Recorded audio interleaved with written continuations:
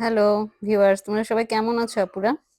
তো সন্ধ্যার সময় আজকে আমি একটা হাঁসের রেসিপি নিয়ে এসেছি। শীতের ইমেজে তো হাঁসটাই মানুষ বেশি খায়, আমরাও খাই, তোমরা সবাই খাও। হ্যাঁ, কেউ চিতই পিঠা দিয়ে খায়, কেউ রুটি দিয়ে বা ভাত দিয়ে। দেখো, আমি আজকে একদম দেশি একটা হাঁস কষা কষা করে রান্না করব। তো আমি যেভাবে করি সেটা তোমাদেরকে শেয়ার করছি। তো গরম মশলাগুলো দিয়ে দিয়েছি। এখানে ধরো 15-20টার মতন এলাচ দিয়েছি, 4টে তেজপাতা, আর 4টে স্টিক দিয়েছি দারুচিনি। আমি এলাচিটা আরো একটু দিব, একটু কম হয়ে গেছে। তারপর পেঁয়াজ কুচি দিয়ে দিলাম। পেঁয়াজ কুচিটা যখন একটু হালকা ভাজবো,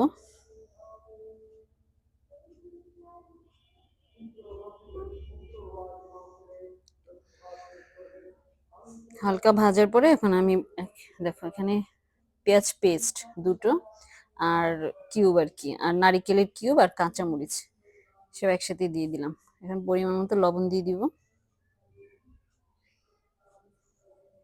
এখন আবার একটু ভাজবো। তারপরে একে একে এখন আমি বাটা মশলাগুলো দিয়ে দিচ্ছি।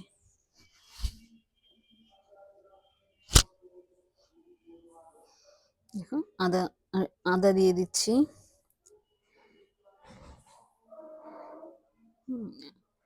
1.5 চামচের মতো দিলাম আদা।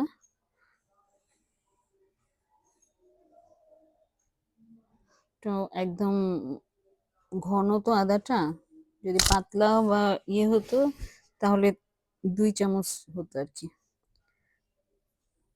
রসুন দিয়ে দিলাম 2 চামচের মতো। এখন একটু কষাবো। আর মরিচ দিব, যেটা সেটা আমি হচ্ছে কাশ্মীরি মরিচ বলে না ওটা, মানে ব্লেন্ড করে তারপর ওইটা আমি দিব পরে।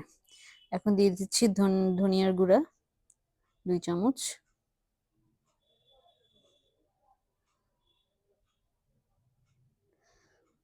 আমি আবার একটা মশলা দিয়ে আবার একটু নাড়াচাড়া দিয়ে করি, যেন লেগে পুড়ে না যায়। শুকনা ড্রাই তো মশলা। এখন দেখো, জিরা দিব, বেশি দিব না। জিরা আমি 1 চামচ দিব, জিরা বেশি দিলে না একটু কালারটা ডার্ক হয়ে যায়, এটা আমার মত আর কি। এখন আবার একটু পানি দিয়ে দিচ্ছি। বাকি মশলাগুলো দিব একে একে। দেখো, হলুদ দিব, মরিচ দিব। হলুদ দিয়েছি 2 চামচ, 1 চামচ এখন দিয়েছি, পরে আবার 1 চামচ দিয়েছি।